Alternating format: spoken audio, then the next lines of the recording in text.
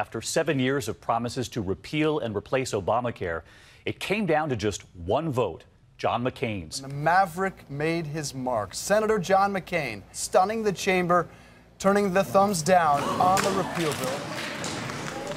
John McCain was a true American hero and an authentic politician, the kind you don't see that much anymore. John McCain is the son and grandson of Navy admirals. He went to the Naval Academy, although he was 894 out of 899 in his class. He became a naval aviator, went to Vietnam, shot down over Vietnam. A mob surrounded him, spat on him. His arms, I believe, were broken. Taken to a prisoner of war camp, offered early release after 6 months, and he refused. He refused early release, saying he was a warrior and he had to wait his turn. He was tortured. He was imprisoned in the notorious Hanoi Hilton, spent 5.5 years there. Came out in 1973, and those of us around at the time remember him getting off that plane and saluting. He was a true war hero, and veterans respected that. Americans respected that. Hello, I'm Senator John McCain. McCain came to the Senate in 1987. Senators obviously hang out in the halls, but McCain would not only hang out, but he would say, okay, who wants to talk about welfare reform? Who wants to talk about the 1988 election?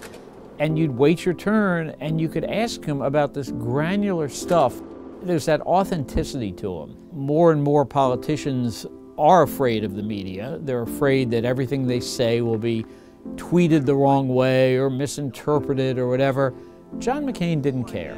He would talk to you just the way I'm talking to everybody now. Very authentic, down to earth. I can't trust Obama. I have read about him, and he's an Arab. He is not. No? No, ma'am. He's a decent family man, citizen that I just happen to have disagreements with on fundamental issues, and that's what this campaign is all about. He's not. Thank you. Some of John McCain's best moments came in the late 1990s, early 2000s.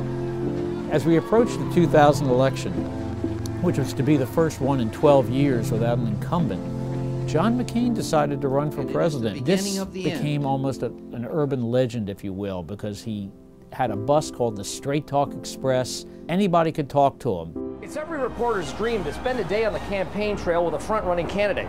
And that's exactly the opportunity we were afforded this day in New Hampshire on John McCain's Straight Talk Express. If I were a tree, I would be a... If I were a tree, I would be a root. What does that mean?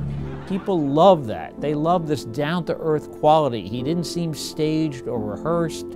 There was no consultant, it seemed, although there was, but it didn't seem like he was consultant-driven. But that's where McCain really vaulted to prominence. John McCain had a temper. And if the senator keeps interrupting, he is violating the rules of the Senate. I thought he would have learned them by now. Those who didn't like him called him a hothead. We're very lucky John McCain's not in charge, because I think we'd be in perpetual war. There are stories all over Capitol Hill and on the campaign trail about McCain blowing up at somebody. Get out of here, you low-life scum.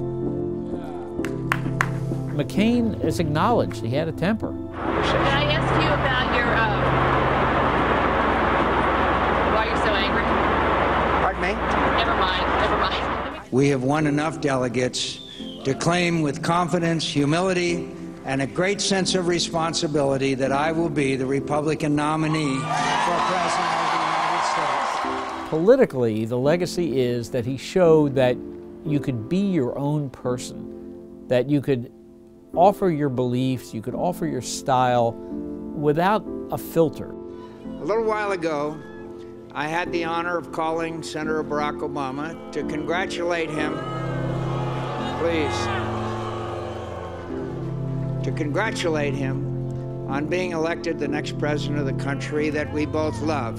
You could be yourself. Now, one could argue that led to Donald Trump, who is more raw than McCain. He's a war hero because he was captured.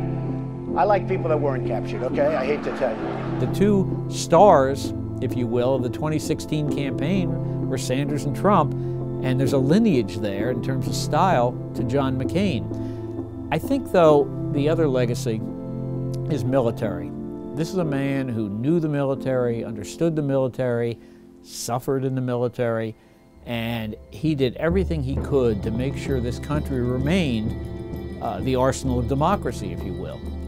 Needless to say, John McCain will be missed in the U.S. Senate and in the American public.